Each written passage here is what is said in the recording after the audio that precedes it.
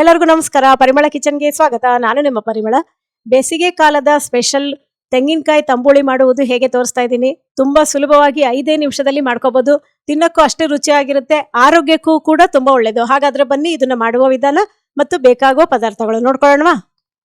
ಒಗ್ಗರಣೆ ಬಾಣಲಿಗೆ 1 ಸ್ಪೂನ್ ಅಷ್ಟು ತುಪ್ಪ ಹಾಕೊಂತಾ ಇದ್ದೀನಿ. ನೀವು ತುಪ್ಪದ ಜಾಗದಲ್ಲಿ ಎಣ್ಣೆ ಬೇಕಾದ್ರೆ ಹಾಕ್ಬೋದು. 6 ಕರಿ ಮೆಣಸು ಹಾಕೊಂಡಿದ್ದೀನಿ. ಅರ್ಧ ಸ್ಪೂನ್ ಅಷ್ಟು ಜೀರಿಗೆ, ಅರ್ಧ ಸ್ಪೂನ್ ಅಷ್ಟು ಅಜ್ವಾಯಿನ ಇಷ್ಟು ಹಾಕೊಂಡು ಆಮೇಲೆ ಒಂದೇ ಒಂದು ಮೆಣಸಿನ್ಕಾಯಿ ಹಾಕೊಂಡಿದ್ದೀನಿ, ಕಟ್ ಮಾಡಿ ಹಾಕೊಂಡಿದ್ದೀನಿ. ಅಷ್ಟು ಚೆನ್ನಾಗಿ ಫ್ರೈ ಆಗೋ ತನಕ ಬಿಟ್ಟು 4 ಎಸಳು ಕರಿಬೇವು. ಗಮ್ ಅಂತ ಒಳ್ಳೆ ಪರಿಮಳ ಬರ್ತಾ ಇದೆ, ಮನೆ ತುಂಬಾ ಹರಡ್ಬಿಟ್ಟಿದೆ. ಮಿಕ್ಸಿ ಜಾರಿಗೆ 1 ಬೌಲ್ ಅಷ್ಟು ಹಸಿ ತೆಂಗಿನಕಾಯಿ ತುರಿ ಹಾಕೊಂಡಿದ್ದೀನಿ. ಈಗ ನಾನು ಫ್ರೈ ಮಾಡಿಟ್ಟಿದ್ದೀನಲ್ಲ ಅದಿಷ್ಟನ್ನು ಹಾಕೋತಾ ಇದ್ದೀನಿ. ಹಾಕೊಂಡು ಸ್ವಲ್ಪ ಅರಿಶಿನದ ಪುಡಿ ಹಾಕೊಂಡಿದ್ದೀನಿ. 1/4 ಸ್ಪೂನ್ ಅಷ್ಟು ಬೆಲ್ಲ ಹಾಕೊಂಡಿದ್ದೀನಿ. ಇಷ್ಟು ಹಾಕೊಂಡು 5 ರಿಂದ 6 ಸ್ಪೂನ್ ಅಷ್ಟು ನೀರ್ ಹಾಕೊಂಡು ನುಣ್ಣಗೆ ಪೇಸ್ಟ್ ತರ ರುಬ್ಕೋಬೇಕು.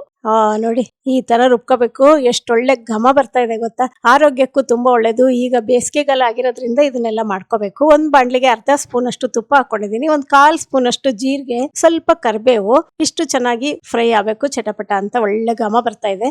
ಈಗ ರುಬ್ಬಿಟ್ಟಿರೋದಷ್ಟು ಹಾಕೊಂಡು ಮೇಲೊಂದ್ ಸ್ವಲ್ಪ ನೀರ್ ಹಾಕಿ ಒಂದೇ ಒಂದು ಕುದಿ ಬರೋ ತನಕ ಕುದಿಸ್ಕೋಬೇಕು. ಸ್ವಲ್ಪ ಉಪ್ಪು ಹಾಕೊಂತ ಇದೀನಿ. ರುಚಿಗೆ ಎಷ್ಟು ಬೇಕೋ ಅಷ್ಟು ಉಪ್ಪು ನೋಡಿ ಹಾಕೋಬೇಕು.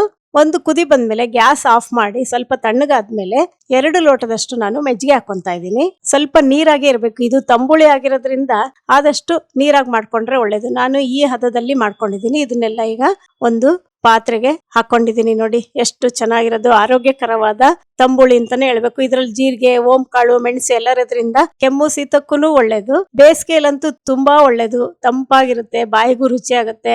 ಇದನ್ನ ತಿಂತಾ ಇದ್ರೆ ತಿಂತಾನೆ ಇರ್ಬೇಕು ಅನ್ಸುತ್ತೆ. ನೀವು ಮಾಡ್ಕೊಂಡು ಹೆಂಗ್ ಬಂತು ಅಂತ ನನಗೆ ಹೇಳೋದನ್ನ ಮರಿಬೇಡಿ.